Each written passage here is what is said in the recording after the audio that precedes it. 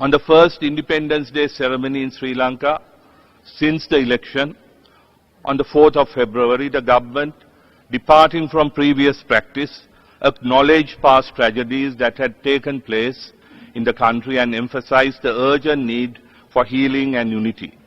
A commitment was made to ensure that never again will the country be allowed to be traumatized by the shedding of blood of her own citizens. Speaking further, the minister had this to say.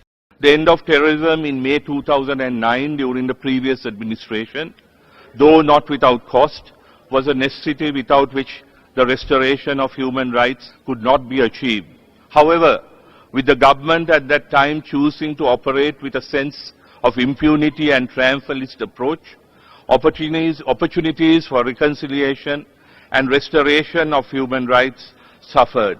The contents of the report of the OHCHR investigation on Sri Lanka too will be taken into account by domestic investigative and judicial mechanisms which we are in the process of setting up.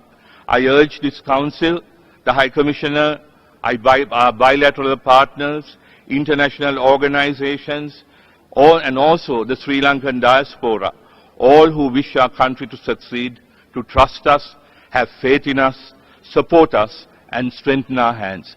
Consider the indispensable role the HRC has played in encouraging leaders to live up to their promises and commitments in countries such as Burma and Sri Lanka, where there are opportunities for real change. The wheels of justice may not turn as rapidly as all of us would wish, but the foundation for establishing justice is being prepared. In his statement at the opening of the session, UN Human Rights Chief Said Rad Al-Hussein made the following remarks.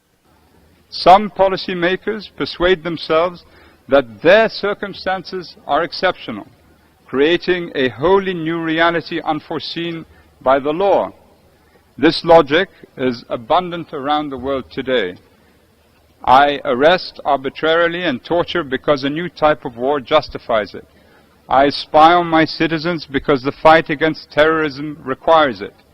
I don't want new immigrants, so I discriminate against minorities because our communal identity is being threatened now as never before. I kill without any form of due process because if I do not, others will kill me. And so it goes, on and on, as we spiral into aggregating crises.